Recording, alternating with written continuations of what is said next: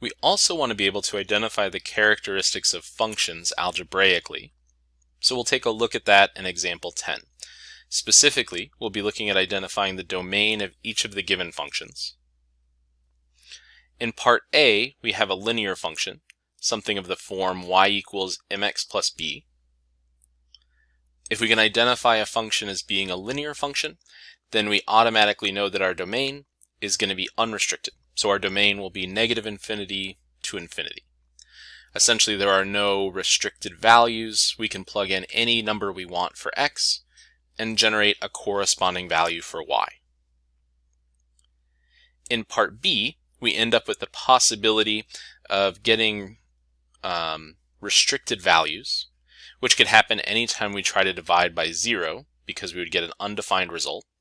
So what we need to look out for in a case like this is when our denominator could be equal to 0. So we'll take our denominator, set equal to 0, and solve to identify any of those restricted values. Let me just go back to be clear that we can't have the denominator equal to 0. So we would get 5x squared is equal to negative 5, which would give us x squared is equal to negative 1, which can't be true as long as we're talking about just real numbers, meaning there are no restricted values. So our domain will be negative infinity to infinity.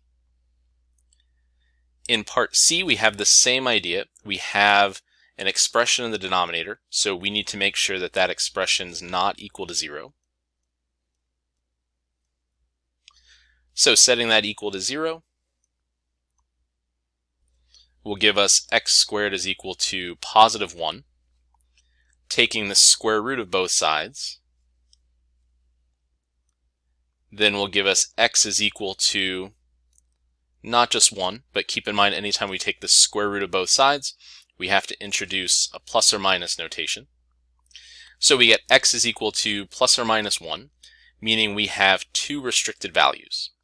So our domain in this case would be negative infinity to negative 1, union negative 1 to 1, union 1 to infinity. Or essentially what we have is an interval from negative infinity to infinity, and then we've removed the point at negative 1 and removed the point at positive 1 to make sure we're not including those restricted values. Similarly, in part D, we again need to make sure that that denominator can't be equal to 0.